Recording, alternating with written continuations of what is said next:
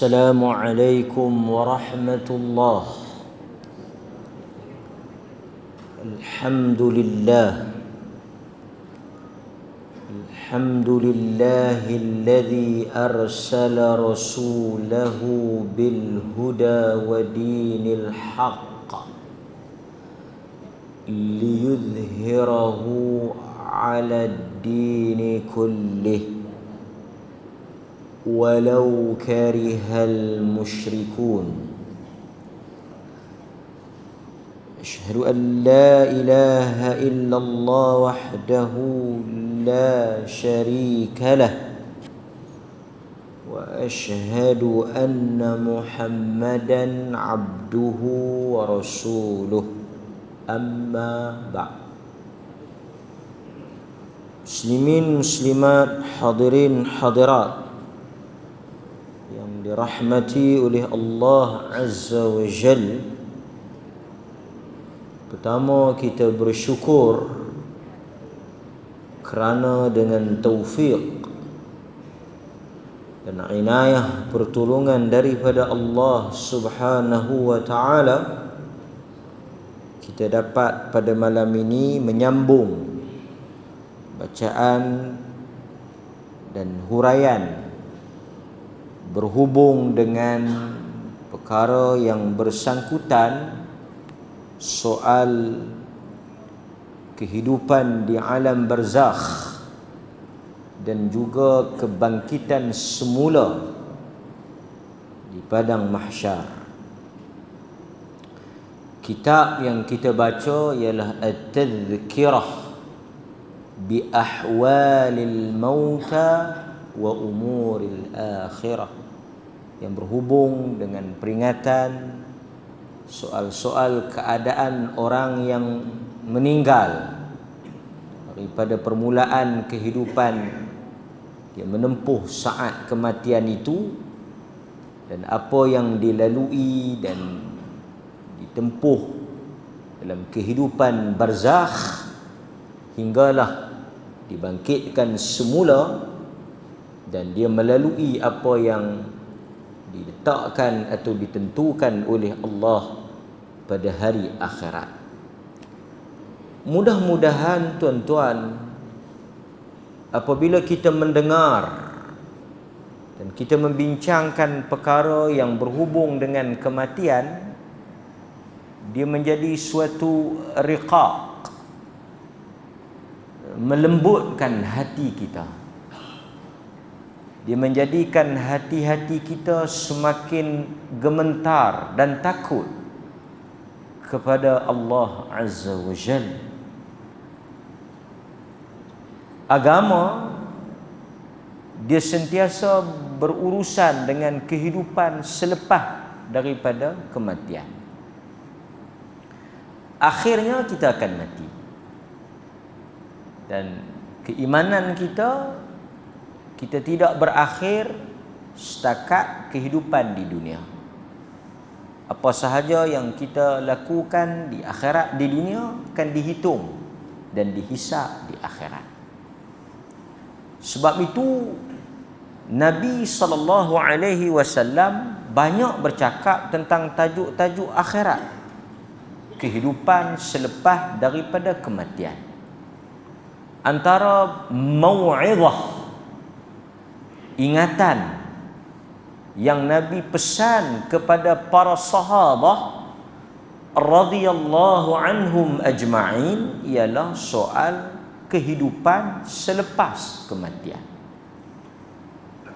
Kerana manusia ni apabila dia beriman bahawa hidup dia ini akan dihisab, disoal dan diperiksa, dipertanggungjawabkan dalam kehidupan selepas daripada dunia ini, tentu dia akan rasa takut. Ketakutan itu menyebabkan diri dia sentiasa beringat dan berjaga-jaga. Ketika orang bertanya kepada Ibnu Abbas apa yang dimaksudkan dengan taqwa, kalimah yang kerap kita dengar dan kita ulang. Orang tanya kepada Ibnu Abbas, Abdullah Ibnu Abbas. Dia kata, apa yang kau faham dengan taqwa? Imam selalu menyebut, bahkan dia menjadi salah satu daripada kewajipan di dalam khutbah untuk kita berpesan dengan taqwa. Ittaqullah, takutlah kamu kepada Allah.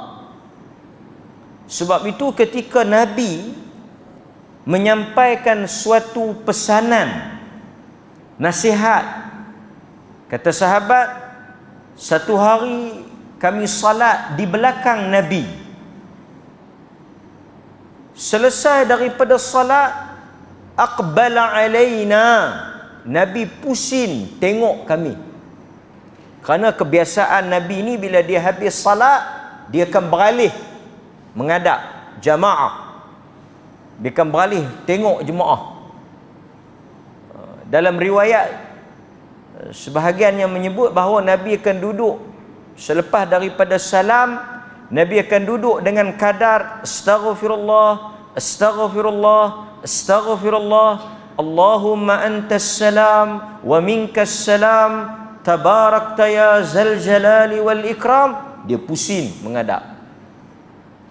Sebahagian ulama kata Nabi duduk menghadap depan tu kerana nak memberi peluang kepada jamaah muslimat beredar. So Nabi beralih tu, Nabi tak nampak lah perempuan tu. Sebab di zaman Nabi tak ada tirai, sitar dia panggil, tak ada langsir ni.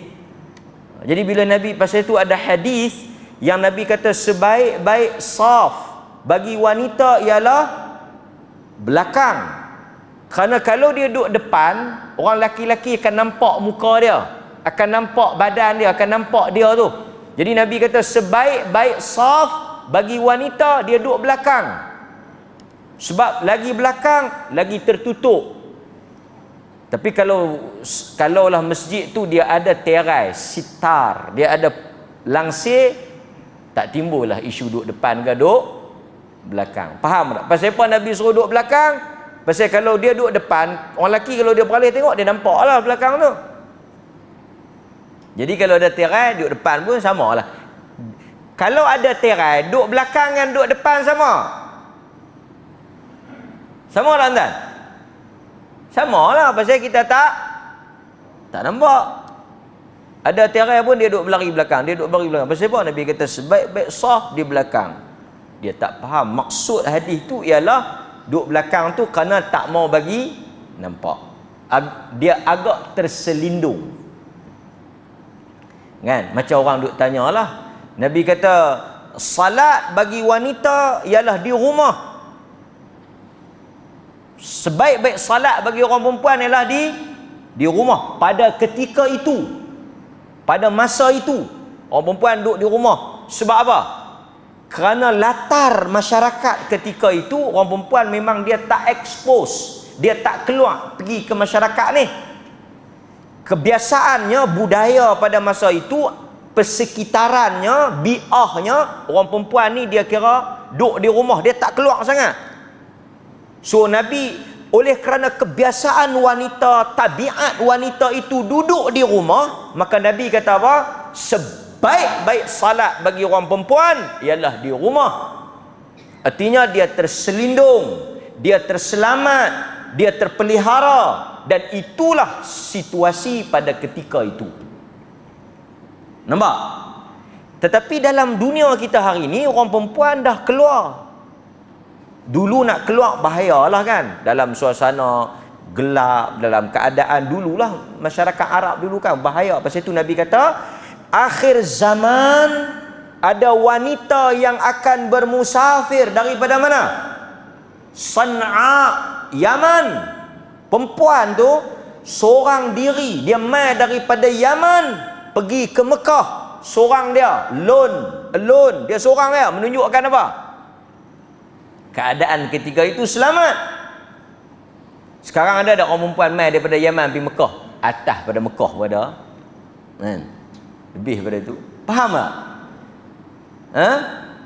Maka para ulama mengatakan bahawa Oleh kerana wanita pada ketika ini sudah keluar masuk ke dalam masyarakat, sudah bercampur dengan masyarakat dalam keadaan yang terkawal, dan mereka dalam keadaan dijamin keselamatan. Mereka pergi ke pasaraya, mereka pergi ke pekerjaan dan sebagainya, maka tak sesuai lagi hadis untuk kita faham sebaik-baik salat bagi wanita ialah di rumah. Maka dia boleh keluar mai. Tentulah pelik tuan-tuan, dia boleh keluar pergi buat aktiviti dia semua, dia boleh buat bercampur habis pi kata ceruk, mai atas sembahyang, dia tak sebaik-baik sembahyang di rumah. Maka wanita boleh keluar mai masjid. Macam mana dia boleh keluar pergi berjalan? Ada tak orang perempuan pergi berjalan? Tak berhenti sat rombongan nu, rombongan ni. Pasal itu kita ada rombongan Cik Kiah, kita tak ada rombongan Cik Man. Cik Man, rombongan Cik Kiah pasal orang perempuan dia. Dia laki dia boleh lepas ke tepi. Dia kata, abang minggu ni tak ada. Pi mana pula? Ni rombongan wanita mana atau pi. Artinya mereka dah pi dengan kediri dah. Mereka dah independen, dah berdikari. Maka tentulah nak pi masjid lagi lah boleh. Bahkan ada hadis Nabi kata, la tamna'u ima Allah. Jangan larang wanita-wanita Allah kalau mereka nak main masjid. Kalau orang perempuan nak main masjid, la tamna'u, kamu jangan larang. Maka sebab itu hadirin mukminin, saya nak cerita tadi, bila Nabi habis salat, aqbala alaina, Nabi duduk berdepan, pusing dia tengok kami. Fawa'adha maw'izatan balighatan zarafat minhal uyun wa wajilat minhal qulub. Sahabat kata Nabi bercakap, fawa'adha, wa'adha maksud apa? Wa'iz. Nabi memberikan satu peringatan, nasihat. Artinya Nabi ni lepas daripada salat, macam selalu kita sebut, dia ada kepelbagaian. Apa makna kepelbagaian? Taklah kebiasaannya Nabi tu lepas daripada sembahyang dia zikir. Ada ketika Nabi berzikir, ada ketika Nabi bagi ceramah. Astagfirullah, astagfirullah, dia beralih, dia bagi ceramah, dia bagi tazkirah. Artinya ada kepelbagaian. Tak betul lah orang kata siapa yang lepas daripada sembahyang dia tak berzikir, dia sombong. Kira dia kata siapa yang lepas daripada sembahyang dia tak berzikir, dia sombong. Tak betul ya, pasal Nabi pun pernah dalam keadaan-keadaan tertentu dia tak zikir. Ada dalam hadis, habis daripada salat dia buat apa? Dia langkah orang, dia langkah bahu-bahu orang balik pergi rumah dia. Ni semua dalam hadis. Habis daripada salat dia pusing belakang, dia langkah orang, dia balik dalam keadaan orang tercengang. Awak jadi macam tu, Nabi nak kalut pergi mana? Kemudian Nabi kata dia teringat tadi dalam sembahyang ada emas zakat yang belum dia tunaikan, yang belum dia agihkan. Dia bimbang, dia meninggal dalam keadaan dia tak tunaikan amanah tersebut. Jadi dia pergi agih. Maksudnya ada orang ada urusan, dia menggigit beh. Astagfirullah, astagfirullah, astagfirullah, dia zikir sikit, dia menggigit. Dia pergi sambung zikir lah kereta ke apa ke. Keluasan di dalam bab ini. Boleh. Tambah tuan-tuan, mungkin mai tadi blok kereta orang. Kan? Tuan-tuan mai blok kereta orang. Oleh kerana emergency ke apa, tuan-tuan blok. Habis daripada tuan-tuan sembahyang, tak payah duk berzikir. Pi ubah kereta tu sekali orang nak keluar. Tak dia bantai. Astaghfirullah. Yang kawan ni bini nak beranak.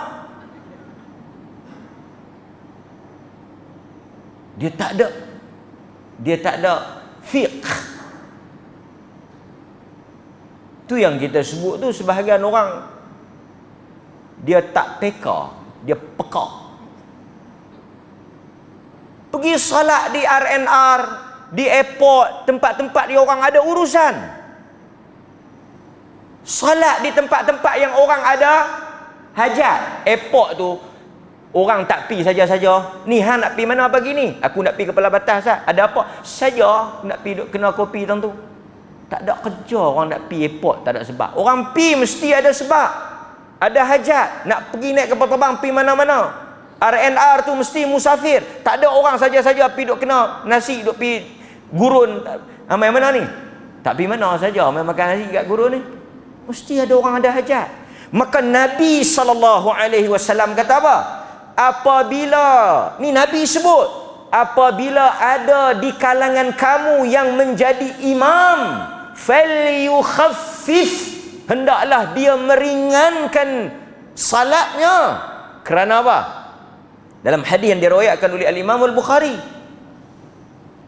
apabila di kalangan kamu jadi imam, falyukhaffif, hendaklah dia ringankan. Artinya jangan dia semayang bagi lama, sebab di belakang tu ada orang sakit, ada orang tua, dan ada zalhajah, ada orang yang mempunyai urusan. Nampak tak Nabi bagi macam mana? Ni mukadimah sikit dah, bukan tak, saya tak baca lagi tajuk ni. Kita kuliah sebulan sekali, kan? Kita cerita sikit lah. Kita cerita bab lain pula. Banyak cerita sehari dua ni.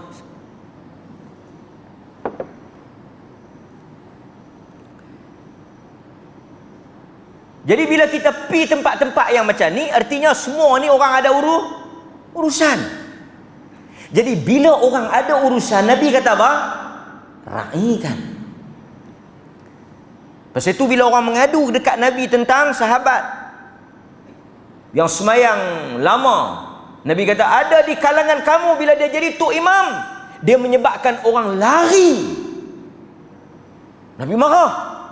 Orang pergi mengadu dekat Nabi, dia semayang lama sampai sebahagian mufarakah. Sebahagian tu mufarakah, keluar pasal tok imam tu semayang lama, baca panjang. Nabi tak masuk belah tu imam. Nabi marah. Nabi kata perangai dia tu menyebabkan orang lari. Basyiru wala tunaffiru. Nabi kata buat benda bagi orang rasa seronok, bagi orang rasa gembira, bagi orang rasa mudah. Wala tunaffiru, jangan buat bagi orang lari. Yassiru wala tu'assiru, permudahkan agama, jangan bagi payah. Tu Nabi kata dalam urusan sembahyang. Pasal itu Nabi sebut tu, bila sembahyang ada hajat. Jadi bila tuan-tuan jadi imam tempat orang ada hajat, tuan-tuan tahulah tempat orang ada hajat, orang ada urusan, maka ringankan. Baca qul huwallah. Imam di RNR, imam di airport, imam di stesen bas, imam tempat-tempat orang yang kita tahu depan ada time. Qul huwallah, inna a'tayna, padanlah. Kan? Bantai sampai surah, sampai orang pun queue. Setengah tu lepas daripada tu dia pergi berzikir. Dia pergi berzikir. Dia kata bila lagi nak tunjuk jago? Time ni lah. Hadirin mukminin. Jadi Nabi beralih tengok sahabat. Nabi kata apa? Nabi kata, sahabat kata, fawa'adha mau'izatan balighatan. Nabi telah memberikan suatu kata-kata, suatu nasihat yang balighatan, yang menusuk, masuk ke hati kami. Maksudnya ungkapan Nabi, nasihat Nabi itu, perkataan Nabi itu balighatan, tajam. Ada apa? Kata sampai masuk ke dalam hati-hati kami. Wa zarafat minhal uyun, dan kami rasa nak teriak menangis dengar Nabi cakap tu, takut, sedih. Wa wajilat minhal qulub, dan hati rasa gerun dengan apa yang Nabi sebut. Jadi menunjukkan Nabi ni satu orang orator, satu orang pemidatu yang hebat. Kerana bila dia bercakap, orang yang dengar rasa nak teriak, orang yang dengar rasa takut, orang yang dengar rasa insaf dengan apa yang Nabi ungkapkan. Apa yang Nabi pesan? Yang sahabat kata ka'anna hadhihi mau'izah muwaddi'. Seakan-akan apa yang Nabi bagi tahu ni macam last nasihat lah. Satu mau'izah, satu peringatan orang yang nak pergi tak balik. Satu nasihat terakhir, ucapan terakhir. Dan bila mereka dengar seolah-olah Nabi nak bagi tahu ni, aku nak habaq lah ni, aku nak pesan ni, lepas ni aku tak ada masa, aku tak sempat dah nak pesan. Apa Nabi pesan? Usikum bittaqwallah. Aku pesan kepada kamu, takwalah kepada Allah. Dalam satu perjalanan umrah beberapa tahun yang lepas, Nabi pesan apa? Jadi kalau orang mai kat tuan-tuan, dia kata, Pak Cik nasihat kat saya, Pak Cik ada apa-apa nak pesan kat saya. Kalau ada, pertama kalau orang mai minta nasihat kat tuan-tuan, tuan-tuan kena nasihat. Kerana dalam hadis Nabi kata, wa idhistansahaka fansah lahu. Apabila ada orang mai minta, kadang-kadang kita ni, dia Pak Cik nasihat sikit saya. Ish, aku nak siapa kat hang, aku pun 2 kali 5 macam aku lagi teruk pada hang. Tak.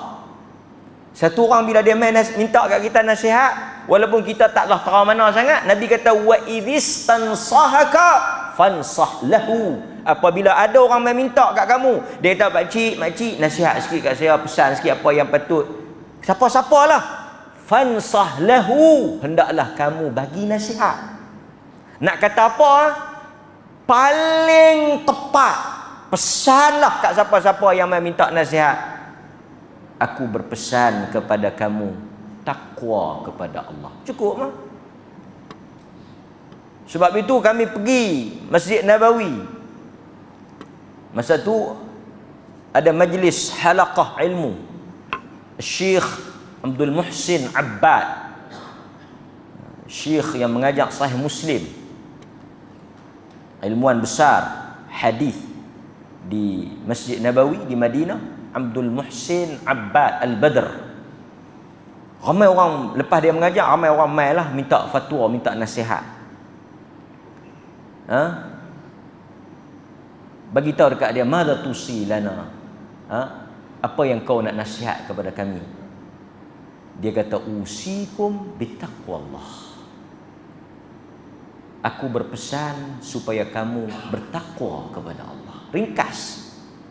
Dia kata, aku pesan, mai tanya dia, kita jumpa para ulama, orang salih, ilmuwan, kita kata nak nasihat apa kat saya? Dia kata, aku pesan takwa kepada Allah.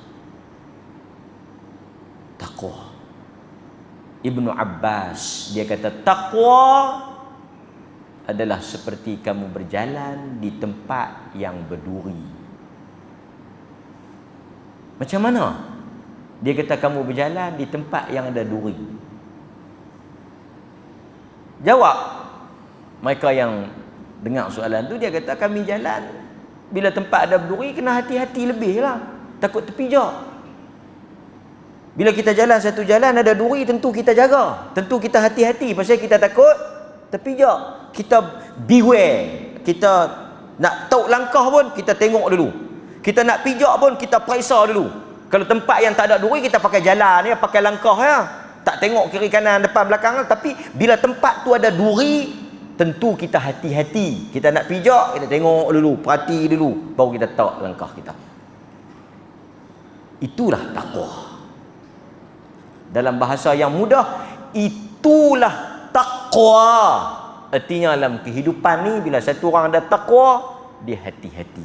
Hati-hati dalam dia nak cakap, hati-hati dalam dia nak tengok, hati-hati dalam dia nak buat perkara, keputusan, tindak tanduk, kerana takwa. Takwa itu menyebabkan kita takut. Orang takut ni orang yang macam mana? Dia berjaga-jaga. Maka satu orang yang dalam diri dia ada takwa, bila dia nak cakap, dia hati-hati. Dia nak tulis, dia hati-hati. Dia fikir dulu, dia semak dulu. Kerana apa? Kerana dia takut. Itu takwa. Tapi kalau satu orang lancang mulut dia, laju cakap dia, cepat tulis dia, dia tak ada takwa. Satu perumpamaan yang mudah untuk kita semua faham.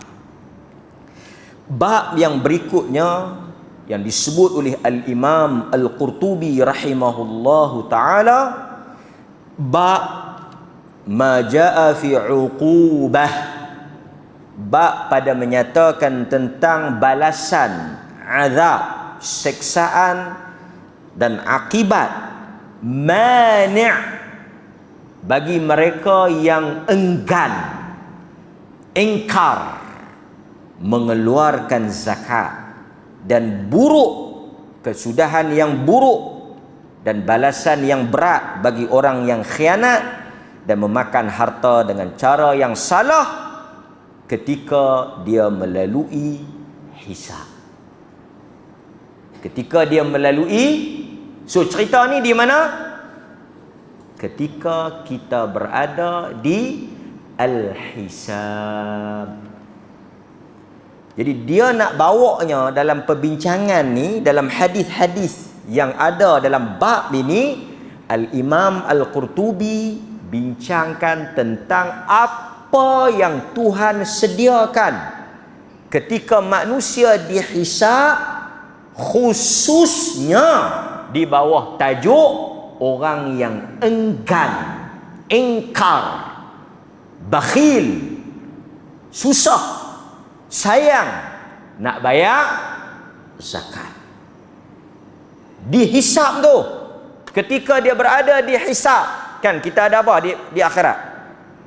Kita ada al-mizan, kita ada as-sirat, lagi ada apa lagi? Kita ada mizan, kita ada sirat, kita ada hisab,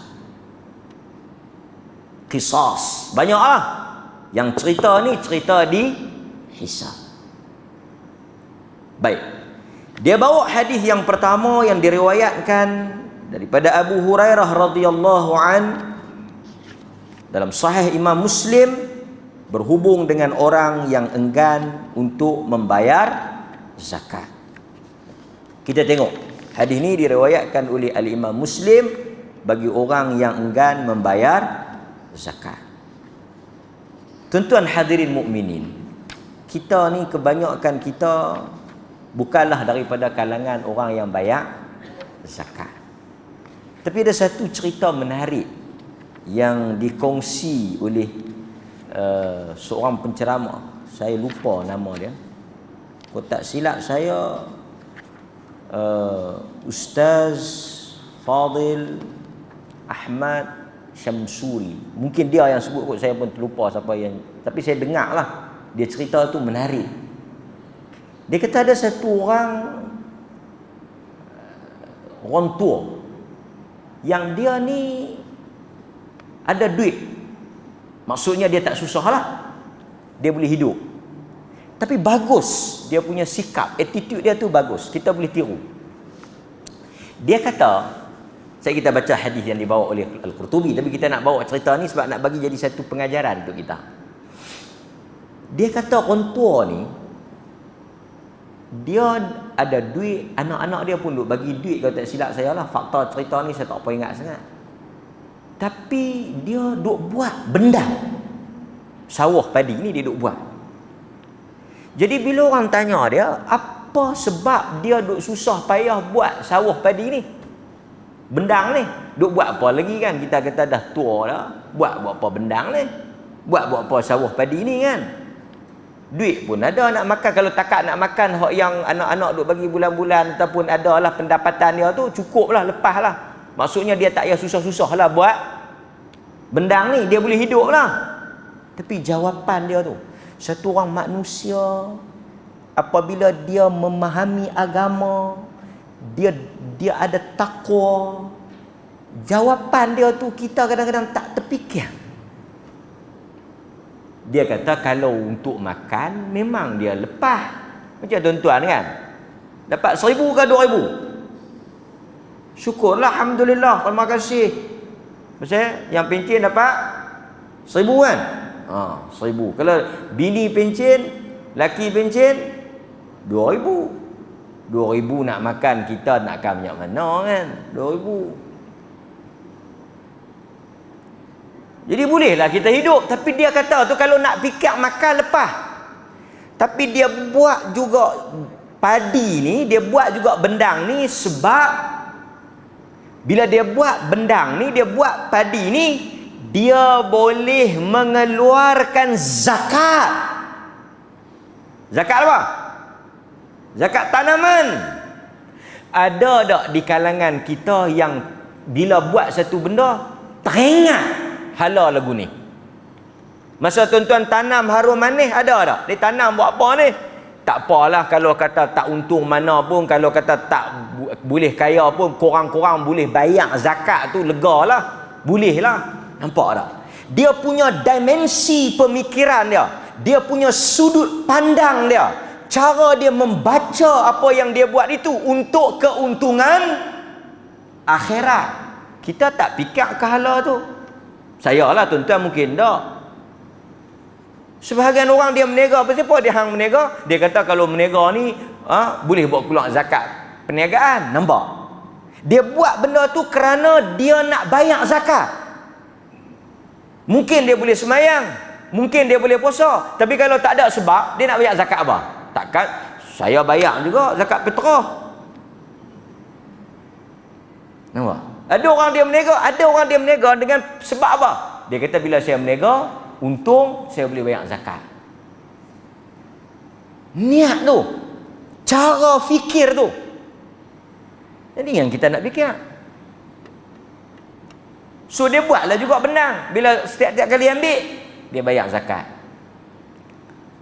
Mudah-mudahan Tuhan rahmat niat dia dan hasrat dia. Okey. So kita pun kena ada pandangan macam tu. Kita kerja pulun-pulun ni, kita hang pulun buat apa? Dia kata aku kurang-kurang kalau aku kaya aku boleh buat keluar zakat. Tapi kita punya falsafah, percayalah bukan tuan-tuan. Kita punya falsafah apa dia? Baik kita duk terima daripada kita duk bayar. Kita punya mentaliti bukan menjadi pembayar zakat, tapi penerima zakat. Pasal tu sebahagian orang ni yang duduk, saya tahulah, yang duduk sebahagian di tempat-tempat asnaf tu, mereka tak mau dah nak senang, tak mau kaya, tak mau. Ada orang kan, dan saya cerita kat tuan-tuan tu, dapat rumah dia tak mau duduk rumah tu, dia pergi duduk rumah buruk. Pasal apa? Pasal kalau dia pindah pergi rumah tu, orang dah tak bagi bantuan. Kalau dia kerja, dia ada duit, orang tengok dia senang, orang tak mau bagi bantuan. Tu ada mentaliti tu, mentaliti nak biar susah. Pasal bila susah terus dapat zakat. Punyalah teruk cara dia berfikir tu. Pasal tu sebagai orang dia bukan dia susah, tapi dia buat susah. Pasal bila susah orang bagi bantuan. Pasal tu tuan-tuan, kadang-kadang sebahagian orang ni jawatan kuasa masjid ni berkelahi sampai ada yang nak bertetak. Dia dah dapat duit bantuan zakat, rubu' zakat fitrah tu. Lepas tu JK masjid tengok dia dah senang sikit, buanglah nama. Oi, jangan orang Melayu ni bila dia sekali dia dapat, sampai mungkar nangkir tanya, baru hang berhenti bagi. Lagi mungkar nangkir tak tanya, jangan duk potong tak ketahuan hala. Dia pergi tetak amil tu, jaga. Amil tu kata tak apalah, kita tukarlah. Saya pun nampak kata pakcik pun dah beli motor baru apa semua, dah boleh bernikah baru apa semua. Nampak gaya senang lah ni, tak asnah lah ni. Sekali dia dapat, sampai ke bila-bila tu kiamat mungkar nangkir tu baru dia. Bila mungkar nangkir tanya siapa Tuhan, waktu tu nak buang nama dia tak apa. Ini mentaliti yang cukup tak bagus dalam masyarakat kita yang duk ada. Nampak? Baik. Hadis Abu Hurairah radhiyallahu an yang dibawa oleh Al-Imam Al-Qurtubi. Lepas dia letak tajuk tu, dia bawa hadis ni. Apa dia? Ma min sahib zahabin wala fiddah, mana-mana pemilik emas. Ni orang perempuan lah. Tak kira lah orang perempuan, laki dia beli tapi emas tu hak dia. Kan saya cerita, laki dia beli ada satu datin kaya. Yang beli tu datuk beli bagi kat datin, sampai datin tu nak angkat tangan pun tak larat banyak barang emas. Ni cerita betul. Datin tu telefon saya. Datin tu kata, ni ustaz. Ada apa Datin? Siapa yang wajib bayar zakat ni? Pemilik harta lah Datin. Dia kata macam saya, datuk yang beli barang mah ni, dia nak, dia minta kat datuk. Datuk pun bukan bagi saja. Kan? Datuk bagi ada makna. Bagi mah. Lah dia jadi banyak. Bila jadi banyak nak bayar zakat. Dia kata siapa nak kena bayar zakat? Datuk ke saya? Saya kata kalau Datin pemilik emas, Datin lah yang kena bayar. Saya mana ada duit? Sebab yang beli tu pun Datuk lah pergi bayar. Wih, kalau kita mau zakat tak mau bayar. Macam mana saya nak bayar? Saya tak ada duit. Pilah jumpa Datuk, sapu belakang, bancuh teh, buh telur rebus, separuh masak 2 biji, kan, bodek sikit. Dia kata ni nak kena bayar zakat ni, kan. Pujuklah suruh dia bayar. Kalau dia tak mau bayar, kalau dia tak mau bayar, Datin kena jual mah tu. Katalah zakat 30,000, jual mah tu, pilah bayar.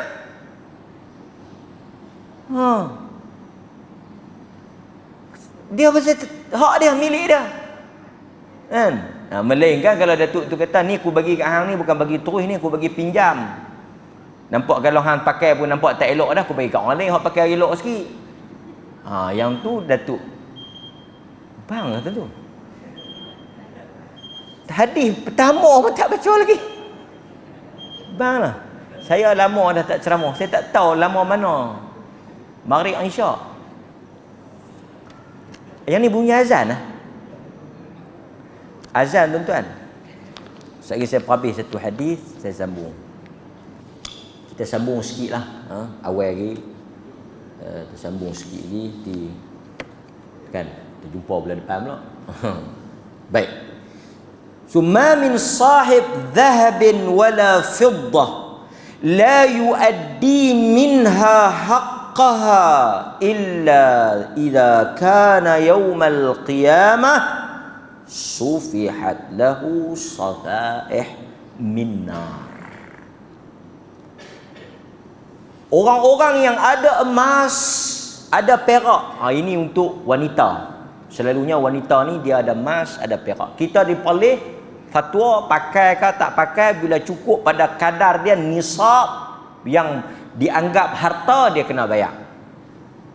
Diperoleh dia kena bayar. Dia tak kira dia pakai ke dia tak pakai ke, dianggap harta.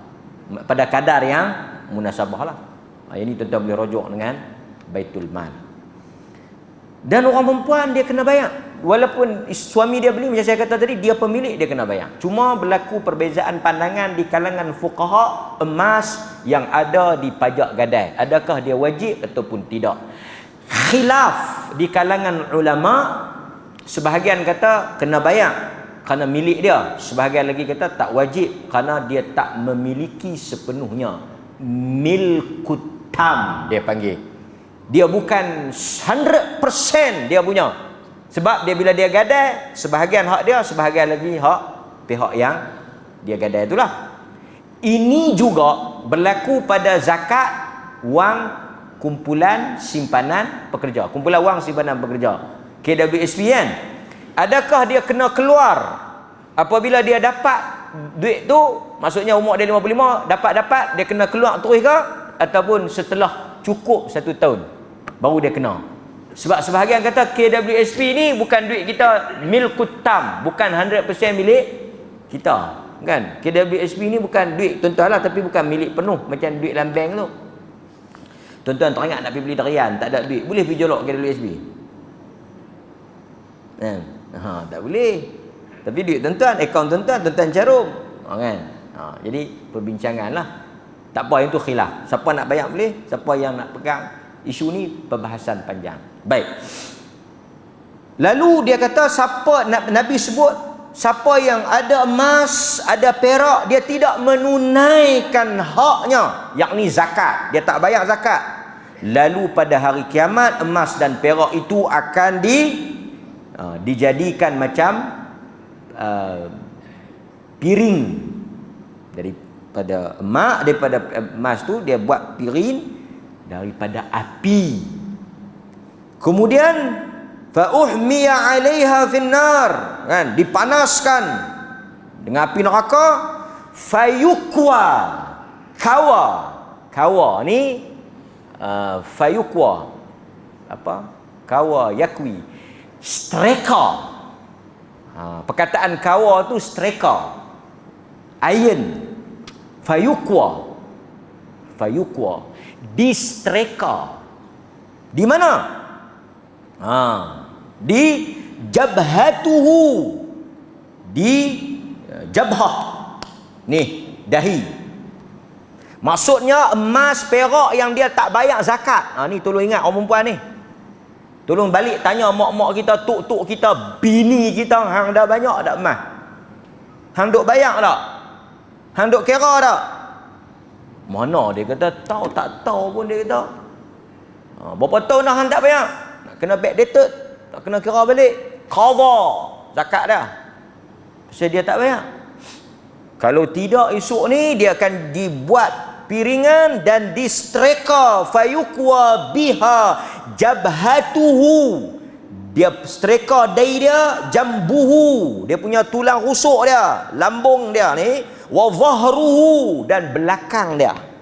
Bayangkan ketika dihisap tu, dia streka. Kullama barudat, apabila sejuk, kan besi bila kita pagi panas, bila lama-lama kita duduk ni, dia akan sejuk. Bila sejuk, dipanaskan semula dan distreka sehinggalah selesai hisap, sampai diputuskan dia masuk neraka ke dia masuk syurga. Fayara sabilahu imma ilal jannah wa imma ilan nar. Maksudnya distreka. Maka ketika dihisap. Kemudian Nabi sebut lagi dalam satu hadis yang lain. Nabi kata al-aktsaruna amwalan. Nabi kata rugi, binasa. Abu Zar kata, aku dengar Nabi duk kata rugi dan jahanam, binasalah golongan ni. Nabi sebut lagi, binasalah golongan ni, binasalah golongan ni. Abu Zar kata, siapa golongan tu ya Rasulullah? Nabi kata al-aktsaruna amwalan, orang yang banyak harta. Illa man qala fi ibadillah hakadha wa hakadha wa qalilum ma hum min rajulin yamut. Nabi kata orang yang banyak harta ni binasa. Kecuali mereka yang menunaikan zakat. Yang tu ya selamat. Siapa yang ada harta, dia bayar zakat, dia selamat. Nabi kata ma min rajul, mana-mana lelaki, termasuk perempuan. Dia bila sebut lelaki, dia termasuk perempuan.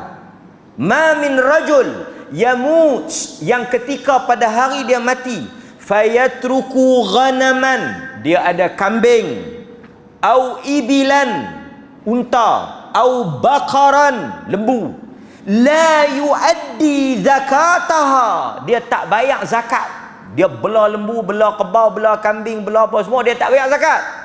Melainkan pada hari kiamat ketika dihisap, kambing, kerbau, lembu, ghanam, kambing tadi, ibil, unta, bakar, lembu, mai a'zam, dia jadi besar. Ni dihisap di padang mahsyar, dia jadi besar lembu tu. Macam tuan-tuan tengok di hari pertanian tu kan, ada lembu besar lagi. Wa asman, bukan takat a'zam, asman, gemuk, besar, gemuk. Hatta tata'ahu bi adlafiha, dia buat apa? Dia mai cari tuan dia pijak tuan dia tu. Tuan-tuan bayangkan, dia pijak tuan-tuan dia tu, lembu, unta, kambing yang dia tak bayar zakat tu, mari pada hari kiamat dalam keadaan besar, gemuk, pijak dia. Dan tanduk dia, bukan takat pijak. Wa tantihuhu biquruniha, qarnun, dia tanduk tuan dia pijak, dia tanduk, dia pijak, dia tanduk. Saya tengok National Geography, binatang yang macam gajah, binatang yang seladang besar-besar ni, bila dia lawan dengan singa, singa lari. Singa lari tu. Dia tanduk, dia tendang, dia pelanting singa tu. Kan? Hatta dia mai pijak, dia tanduk, pijak, dia tanduk. Sampai bila? Dia duk hentam, lanyok. Dia punya tuan dia tu, tuan dia, pemilik dia tu, dia kenal lah. Sampailah hatta yaqdiyallahu bainan nas thumma ta'udu awlaha ala ukhraha, sehinggalah selesainya Allah memutuskan hukuman di antara manusia. Selesai habis hisap apa semua, habis tu masuk neraka pula, masuk syurga. Cerita lain pula lah. Tapi tu bagi pemilik binatang. Kemudian Nabi cerita satu lagi last. Dalam hadis Abu Hurairah, Nabi kata, man atahu Allahu malan, sesiapa yang Allah Ta'ala berikan harta kepada dia. Tuan-tuan, bila kita baca ayat Quran, kita baca hadis, harta ni dia satu benda yang menarik. Cuba tuan-tuan perhati tengok. Di dalam Quran dan hadis, apabila Allah sentuh tentang harta, dia akan ada dua cara. Satu, puji-pujian. Satu lagi, celaan. Bukan semua kata buruk dan bukan semua kata elok. Dia jadi dua. Maksudnya bukan salah harta tu, pemilik dia. Nampak? So Nabi kata, man atahullahu malan, sesiapa yang Allah kurniakan, Allah berikan harta kepadanya, falam yuaddi zakatahu muthila. Siapa yang Tuhan bagi dekat dia harta, dia tak bayar zakat. Muthila, Tuhan jelmakan, Tuhan rupakan. Maluhu, Tuhan rupakan, Tuhan jelmakan. Muthila, muthila ni Tuhan bentukkan harta dia tu pada hari kiamat. Syuja'an aqra, dia jadi ular yang bertaring. Aqra ni yang botak, jadi ular yang kepala botak. Lahu zabibatan, yang mana dia ada taring, dua taring. Untuk apa? Untuk dia gigit pemilik dia. Untuk dia gigit pemilik dia. Ini harta yang kita sayang, hadirin mukminin. Sebab itu dalam Al-Quran Allah Ta'ala sebut dalam surah Ali Imran, dalam surah Ali Imran ayat 180, wala yahsabanna alladhina yabkhaluna bima atahumullahu min fadlih huwa khairan lahum bal huwa syarrul lahum. Dan janganlah orang-orang yang bakhil, Quran guna perkataan bakhil, yabkhaluna bima atahumullah, dan janganlah orang-orang yang bakhil menyangka bahawa kebakhilan itu baik untuk dia. Sebaliknya kebakhilan itu buruk. Kita duk sangka, lagi kita jaga, lagi bagus kan? Quran kata ni Ali Imran 180. Allah Ta'ala kata sesungguhnya kebakhilan itu buruk, dan harta yang mereka bakhilkan, yang mereka sayang tu, harta ni dia soal perasaan. Macam saya kata, perasaan. Sebab tu kadang-kadang ada orang dia ada 100 tapi dia tak sayang, dia boleh bagi. Ada orang ada RM10 tapi dia sayang. Dia bukan soal nilai, dia bukan soal banyak, dia soal sayang. Bila kita sayang, RM5 pun kita tak bagi. Tapi bila kita lawan perasaan tu, 50 pun tak rasa apa. Apa yang membezakan nilai tu? Kadar sayang harta tu. Satu orang dia boleh pi Mekah ke haji ke, dia boleh bayar pakej berapa puluh ribu pasal dia tak sayang. Tapi satu orang dia nak pi mana-mana RM5 pun dia sayang. Nampak? Sayang tu. Maka Allah kata harta-harta yang mereka sayang itu, yang mereka simpan itu, pada hari kiamat akan dikalungkan di leher mereka. Dikalungkan di leher mereka pada hari akhirat. Surah Ali Imran ayat 180. Hadirin mukminin, demikian ancaman bagi orang yang sebelum dia masuk neraka dia dah kena dah dihisab. Maka ada beberapa persoalan yang kita mungkin boleh jawab sikit lah. Selalu orang tanya. Yang pertama, dia kata boleh tak kalau kita wajib zakat lambat lagi, tapi kita bayar dulu. Kita keluarkan dulu, belum cukup haul. Zakat ni dia punya wajib dia bila cukup. Pertama, harta tu milik tuan-tuan. Pasal itu tuan-tuan kalau nak bayar zakat, harta tuan-tuan, bukan harta orang. Macam Sadiq kata apa? Sadiq Segaraga kata pada Abdul Wahub, kau buat apa ni? Saya bayar zakat. Bayar zakat dengan harta engkau. Sadiq faham fiqh zakah. Dia faham fiqh zakat. Artinya harta tu milik kita, milkut tam, milik penuh kita. Kita menguasai harta tu. Yang kedua cukup haul. Haul ni apa? Tempoh. Cukup tempoh baru wajib. Soalannya ada orang tanya, dia kata kalau dia tak cukup tempoh, baru 9 bulan, baru 8 bulan, boleh tak dia nak keluarkan zakat? Di kalangan para fuqaha mereka ada berbeza pendapat, tapi nak sebutnya ada yang membolehkan zakat dibayar sebelum cukup. Umpamanya dia ada duit 500,000 dalam bank, dia duk guna berapa ribu? 500, 300, 400 macam tu ya. 500,000 tu duk bekrak dalam bank. Jangan main-main, ada. Sebahagian tuan-tuan yang duk ada dalam bank ni, macam tuan-tuan punya duit ni memang tak keluar duit. Memang duit tak keluar. Saya kadang-kadang duk pergi ambil orang bayar zakat, nak pergi Mekah ke apa, teman dia pergi tabung haji.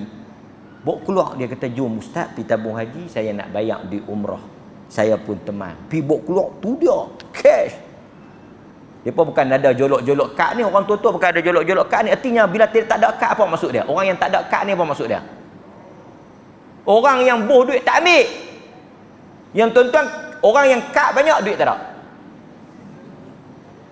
Dia punya falsafah dia, siapa yang kad banyak, duit tak ada. Duk kira jolok. Pasal tu ada kad yang tak ada duit, kad kredit. Dia duk jolok ya. Ni saya memang ada duit, simpan ya. Baguslah dia simpan dalam tabung haji pasal dia nak apa? Dia kata tabung haji buat keluar zakat dia kan, tak apalah. Tapi intinya duit dia tak guna. Kan? Tapi tuan-tuan dia bayar zakat, baguslah. Tapi saya nak ceritanya, kalaulah kata duit dia memang tak guna, tiba-tiba ada keperluan dia nak bayar dulu. Sementara dia nak tu, umpamanya bulan puasa dan sebagainya, boleh tak? Sebahagian fuqaha membolehkan untuk kita keluar. Ini seperti mana yang disebut oleh para ulama. Berikutnya juga kan, seperti antara yang disebut, dia kata apa? Bolehnya hukum untuk kita menyegerakan zakat pada harta yang diwajibkan zakat sebelum sempurnanya tempoh haul. Ini kerana Rasulullah sallallahu alaihi wasallam memberikan kelonggaran kepada Al-Abbas untuk membayar zakat sebelum sampai haul. Kut-kutlah tuan-tuan teringat nak bagi kat saya. Dia dah saya ingat nak bagi kat ustaz, tapi tak cukup haul lagi. Nanti dah cukup, insya-Allah ustaz mai cari saya atau saya pergi cari ustaz. Tak apa, bagi lom boleh, takut lupa. Tak boleh, tak cukup tempoh. Ada orang duk janji nak bagi dan cukup tempoh. Saya ingat expired dah, tak bagi-bagi lagi. Okey, yang kedua orang tanya isu, dia kata kena habaq tak ustaz? Ini antara soalan yang famous lah. Soalan yang famous. Kena habaq tak? Kata ni zakat harta, ini zakat tanaman, ini zakat emas, ini zakat nu. Kena habaq tak dekat yang terima tu? Pertama, kena habaq tak duit zakat? Yang kedua, kena sebut tak zakat apa? Saat lagi tak sebut, tak sah pula. Law ni bukan boleh, dia kira tak sah ya.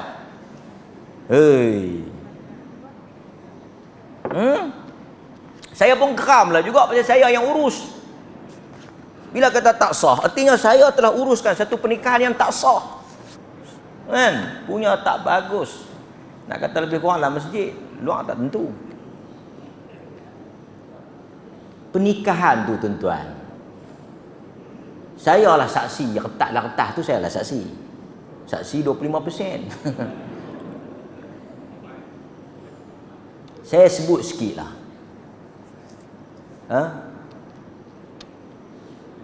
Pertama, orang yang ada di situ ramai dan kita buat live. Dan malam ni tuan-tuan tengok saya pukul 9. Balik lagi tuan-tuan tengok pukul 9. Pukul 9 malam ni tuan-tuan tengok Pro Media Tajdiid ni.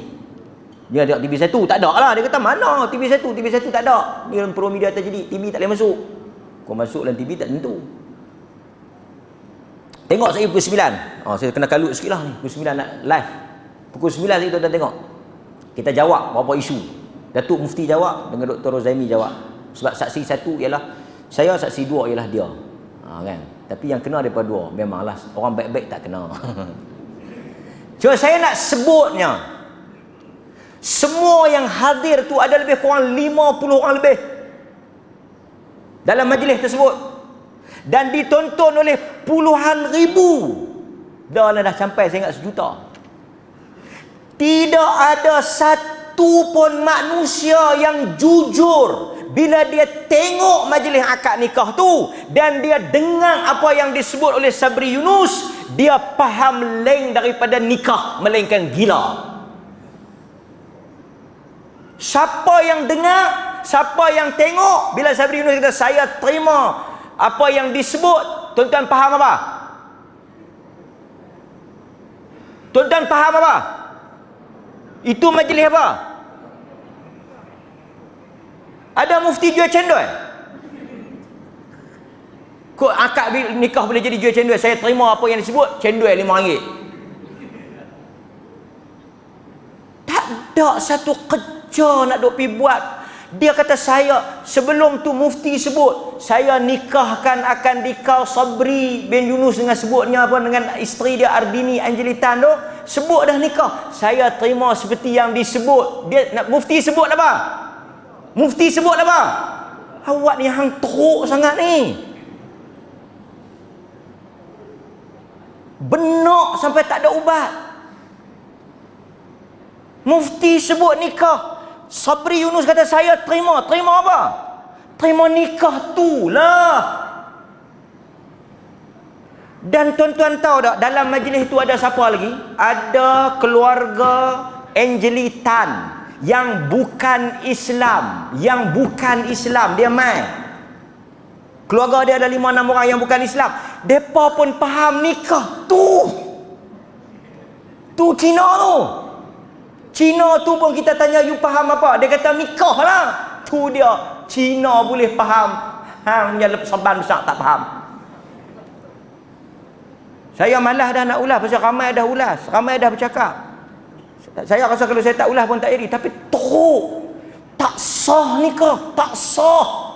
Bukan tak sah jual beli. Tak sah nikah. Hui, dahsyat kenyataan tu. Sedangkan siapa yang tuntun, tak ada siapa kata Sabri Yunus terima apa? Sabri Yunus kata terima apa? Tak ada siapa kata. Hang orang dia. Tu pun bukan hang tak faham. Ada maksud dia. Kenapa kita pergi buat payah? Sedangkan Nabi kata agama ni ad-dinu yusrun wa lan yushadad-din ahadun illa ghalabah. Agama tu mudah, hampa jangan buat bagi jadi payah, melainkan hampa akan susah. Lepas tu dia kata kena sebut nama, kena cepat. Maksudnya bila mufti kata aku nikahkan akan dikau Sabri, saya terima nikah tu dia. Pasal kalau tak sambut sat lagi dia boleh jadi lain. Tuan-tuan, kalaulah kata contoh mufti kata aku nikahkan akan dikau Sabri Yunus, tak tahu Sabri Yunus tak jawab apa, pi bilik air dulu ke, turun bawah tu ada kopi, pi minum kopi lu kan naik lah. Saya terima. Bolehlah kita faham terima apa. Ni dia duduk depan tu. Faham tak satu majlis? Tahu faham tak satu majlis? Artinya Sabri Yunus ambil masa tu, jawab masa tu juga. Tak kira lah, oi tuan-tuan, senapah jenuh kata kalau dia jemput macam tuan-tuan doa tok niat tu, saja aku sembahyang. Dia jawab. Tak ada ruang kita nak kata tak sah. Saya nak sebut apa? Bukan saya nak sebut satu, saya nak sebut kena sebut tak zakat. An-Nawawi rahimahullah kata tak disyaratkan untuk dia sebut kata itu zakat, dan tak disyaratkan menyatakan zakat apa. Cukup dia niat. Dia katalah dia nak bagi zakat, dia pi dekat ni yang cameraman ni, dia tabang masa, nah makcik nak bagi 500. Duit apa ni makcik? Hang bagus duk main rakam ni makcik bagi kat hang 500 ni, sagu hati. Dia akan jadi zakat. Tak perlulah ni dengar. Hang sambut. Ini adalah zakat emas makcik pada tahun ini dengan kadar ini. Dia pun saya terima makcik. Apa dia mah tadi ke apa dia tahu? Simpanan kan?